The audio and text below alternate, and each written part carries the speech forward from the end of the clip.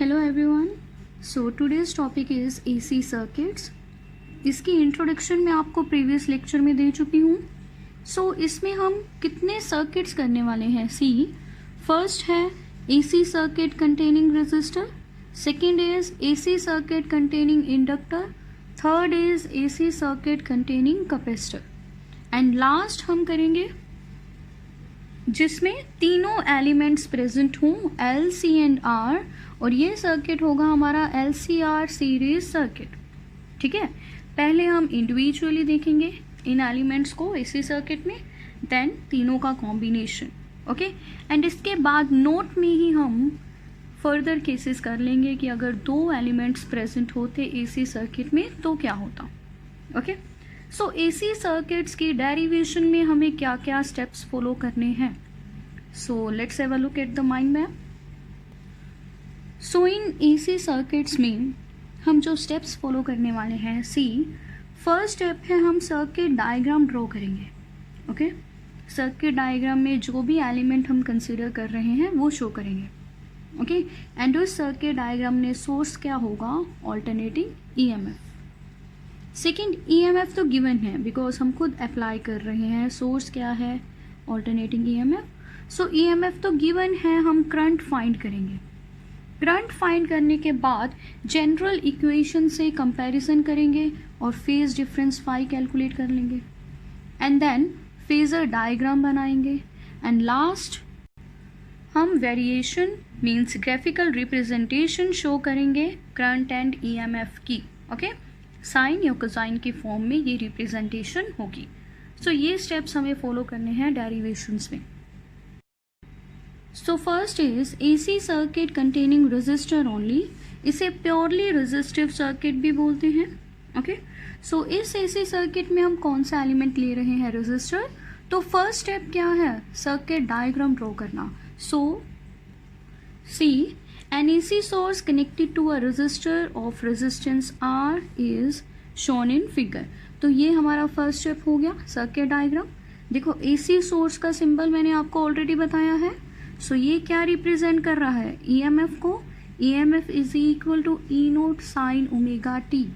And इस AC source में हम कौन सा एलिमेंट लगा रहे हैं, रेजिस्टर. तो रेजिस्टर को AC सोर्स से कनेक्ट कर दिया. ये हमारा सर्किट डायग्राम है. सभी सर्किट्स ऐसे ही होंगे. ओके, सो फर्स्ट स्टेप हमारा हो चुका है. सेकंड स्टेप क्या था कि EMF तो गिवन है, करंट कैलकुलेट करें.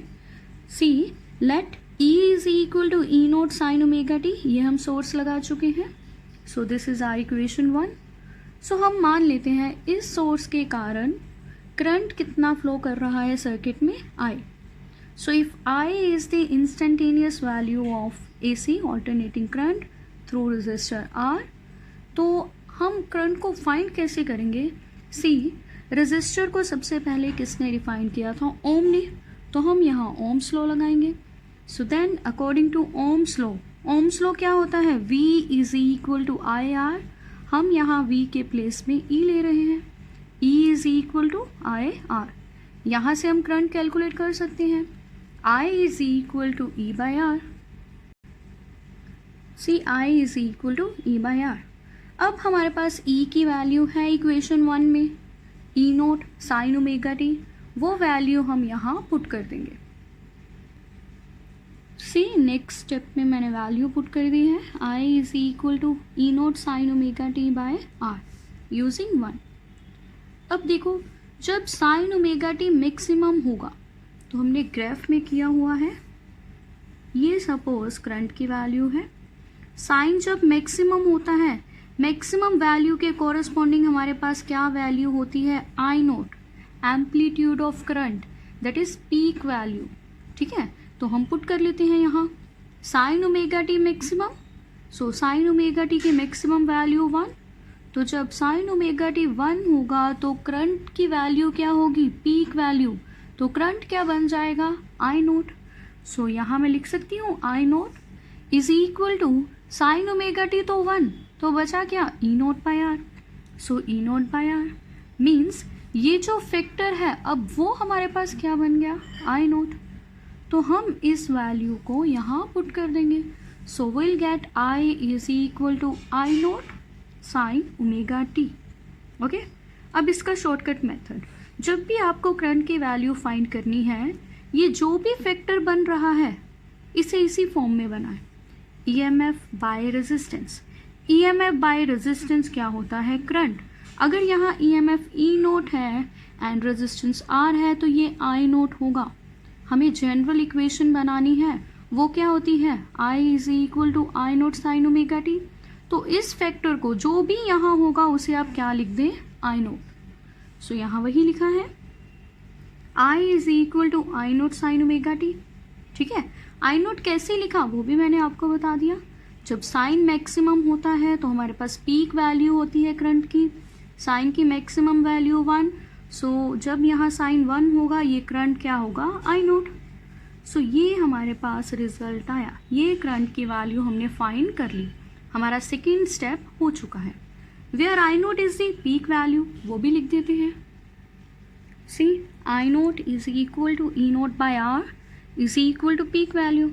अब हम क्या करेंगे? ईएमएफ एंड करंट की जो इक्वेशन है हमारे पास 1 और 2 से, ठीक है, उसे हम कंपेयर करेंगे जनरल इक्वेशंस के साथ। जनरल इक्वेशंस क्या थी? E is equal to E naught sine omega T, I is equal to I naught sine omega T. यहाँ पर करंट की वैल्यू क्या आ रही है? जो भी हमने फाइंड की वो आ रही है I is equal to I naught sine omega t. Means phi के प्लेस में हमारे पास कुछ नहीं आ रहा। Check again, see, I is equal to I naught sine omega t, ये जनरल इक्वेशन है, तो फाई के प्लेस में तो यहाँ कुछ भी नहीं आ रहा।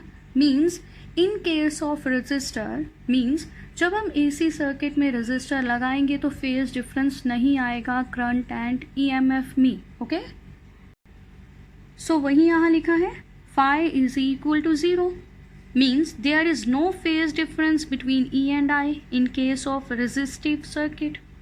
Okay? इसका मतलब क्या है? EMF and current are in phase, ये in phase चल रहे हैं, means parallelly चल रहे हैं, कोई भी phase difference नहीं है, कोई भी एंगल का डिफरेंस नहीं है।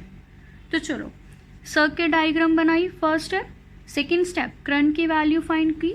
थर्ड स्टेप फेज एंगल देख लिया कितना आ रहा है? 0। अब हम क्या ड्रॉ करेंगे? Phasor diagram and variation. Okay, so phasor diagram, phasor diagram में फर्स्ट स्टेप क्या था? ई नोट प्लॉट करें। ठीक है, ई नोट कितने एंगल पे है? ओमेगा टी, वो तो हर सर्किट में रहेगा।